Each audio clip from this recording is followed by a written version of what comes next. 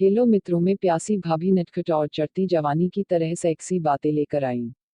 Welcome to my channel. Please subscribe और like my channel and अपने दोस्तों को शेयर जरूर करें। मेरा गोरा रंग, बोलती आंखें, कंधों तक बलखाते बाल, चौड़ी छाती, पतली कमर और चिकनी सुडौल जांघें सभी को लुभाती थी। पुरुष मेरे सौंदर्य को देखकर कहते, यह लड़की तो किसी रसगुल्ले से कम मुलायम और रसदार नहीं है। इसे देखने मात्र से ही जन्नत की सैर हो जाती है। मैं सुंदर थी, मेरी देह यष्टि आकर्षक थी। मैं पुरुषों के मुंह से ऐसे शब्द सुनते ही नारी स्वभाववश खिल जाती और मुझे अपनी खूबसूरती का बरबस ही आभास होने लगता।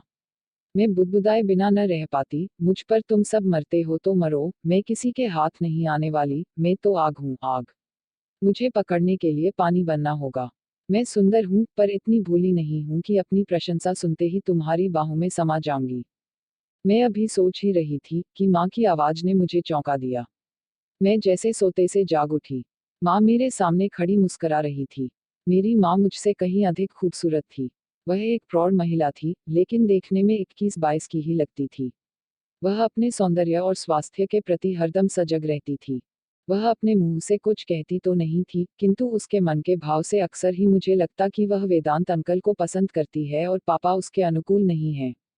वेदांत अंकल कहाँ से आते थे और मम्मी से उनका संबंध कब से था, इससे मेरा कोई मतलब नहीं था। इतने में मम्मी चहकती हुई बोली, बेटी तुम आज स्कूल नहीं गई।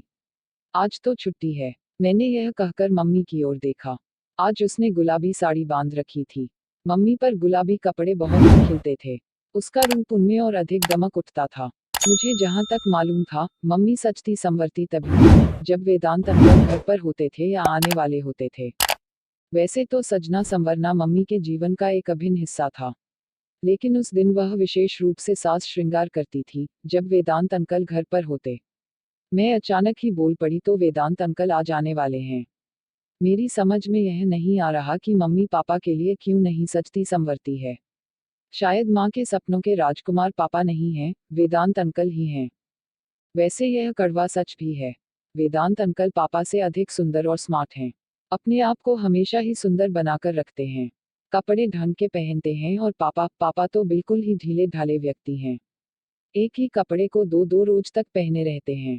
शेव तभी बनाते हैं जब खुजली होने लगती है या उन्हें कोई टोक देता है। माँ को तो चुस्त और खूबसूरत पुरुष चाहिए। वेदांत अंकल चुस्त भी हैं और सुंदर भी हैं। इसी बीच माँ ने मुझे टोक दिया, यह लड़की तो हमेशा ही कुछ न कुछ सोचती ही रहती है।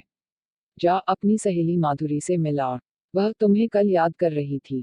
मैं अवाक रह गई, माँ मुझ पर आज इतनी मेहरबान क्यों है? अचानक ही मुझे माधुरी के घर क्यों भेजने लगी? आखिर माजरा क्या है? एक साथ मेरे मस्तिष्क में न जाने कितने ही सवाल उमड़ने घुमड़ने लगे, लेकिन मुझ में यह पूछने की हिम्मत ही नहीं थी कि तुम मुझे जबरदस्ती माधुरी के घर क्यों भेज रही हो? आखिर तुम्हारा इसमें क्या स्वार्थ है? खैर, माधुरी से मिलने के लिए तो बेताब मैं भी थी। मैं पैदल ही उसके घर चल दी।